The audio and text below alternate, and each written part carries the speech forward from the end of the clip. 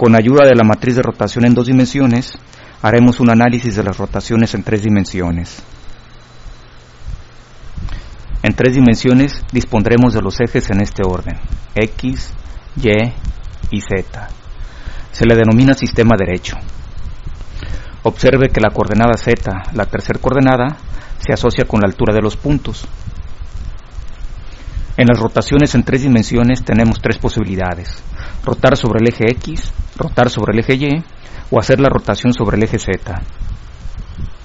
Por facilidad, comenzaremos con las rotaciones sobre el eje Z.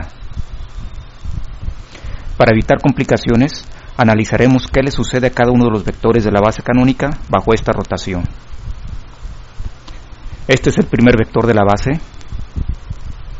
El 0, 1, 0 es el segundo vector de la base. Y 0, 0, 1 el tercer vector de la base.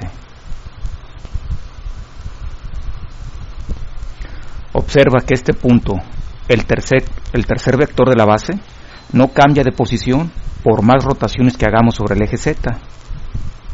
Esto significa que el vector 0, 0, 1 seguirá siendo el vector 0, 0, 1 después de la rotación.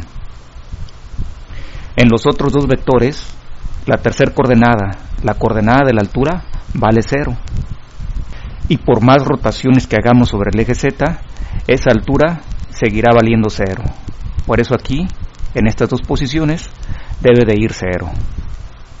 Entonces, en la rotación sobre el eje Z, estos dos puntos en realidad se están moviendo sobre el plano, puesto que nunca se despegan del suelo. Quiere decir que su comportamiento es similar al de estos dos puntos en 2 dimensiones. Entonces, en esta parte de la matriz de rotación Z, podemos colocar la matriz de rotación en 2 dimensiones.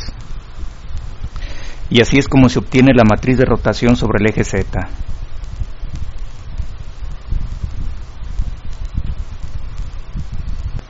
Ahora analicemos la rotación sobre el eje Y. Pero nos conviene reorientar el sistema de coordenadas, de tal manera que ahora el eje Y esté asociada con la altura de los puntos. Entonces, este debe de ser el eje Z y este debería de ser el eje X. Y nuevamente tenemos un sistema derecho. Nuevamente, lo más sencillo es averiguar qué le sucede a cada uno de los vectores de la base. Ahora, el segundo vector de la base, el 0, 1, 0, es el que no se mueve por más rotaciones que hagamos sobre el eje Y. Entonces, el segundo vector de la base seguirá siendo el vector 0, 1, 0 al terminar la rotación. En los otros dos vectores, la altura, que ahora es la segunda de las coordenadas, inicialmente tiene un valor de 0, y por más rotaciones que hagamos sobre el eje Y, seguirá teniendo un valor de 0. Por eso, en esta componente, que es la componente de la altura, debe de ir un 0, y lo mismo en esta otra. Ahora observa lo siguiente. Este es el tercer vector de la base, Z, pero Z se comporta ahora como antes se comportaba X, es decir, este vector de aquí. Después del 0 sigue un coseno. Entonces aquí es coseno del ángulo de rotación. Y después del coseno sigue un seno. Por eso aquí debe de ir seno del ángulo de rotación. De igual manera, el eje X de este sistema se comporta como antes se comportaba el eje Y. Entonces, las componentes de este vector deben de llevar la misma secuencia que las componentes de este vector. Después del 0 sigue un seno negativo y después del seno negativo sigue un coseno. Y así es como se obtiene la matriz de rotación sobre el eje Y. Por último, para la rotación sobre el eje X, volvemos a reorientar el sistema. Ahora el eje X está asociado con la altura y la primera coordenada es la coordenada de las alturas. Por más rotaciones que hagamos, ahora es el primer vector de la base el que no va a cambiar de posición. El 1, 0, 0 seguirá siendo 1, 0, 0 después de la rotación. Los otros dos cambiarán de posición, pero su altura, es decir, su primer coordenada, seguirá siendo 0. Entonces, en su primer coordenada, seguiremos apreciando ceros después de su rotación. Ahora, el eje Y se comporta como se comportaba el eje X en el primer sistema. Entonces, las componentes del segundo vector llevan la misma secuencia que las componentes de este vector. Después del 0 coseno y después del coseno seno. Y ahora el eje Z se comporta como se comportó el eje Y en el primer sistema.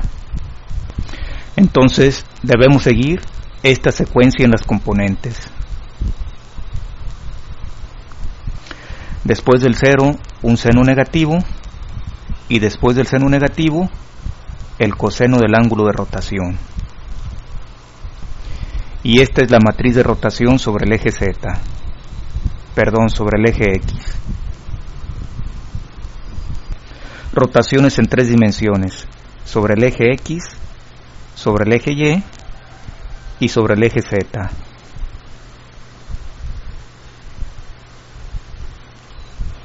Ejemplo, al punto 2, 1, menos 4 se le aplican 2 rotaciones sucesivas.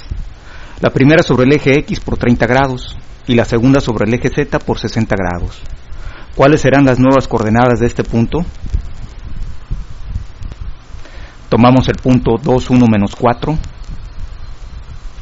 Le aplicamos una primera rotación sobre el eje X de 30 grados y después una rotación sobre el eje Z por 60 grados. Al multiplicar estas dos matrices, obtenemos una única matriz de rotación equivalente. Esta es la matriz de rotación equivalente.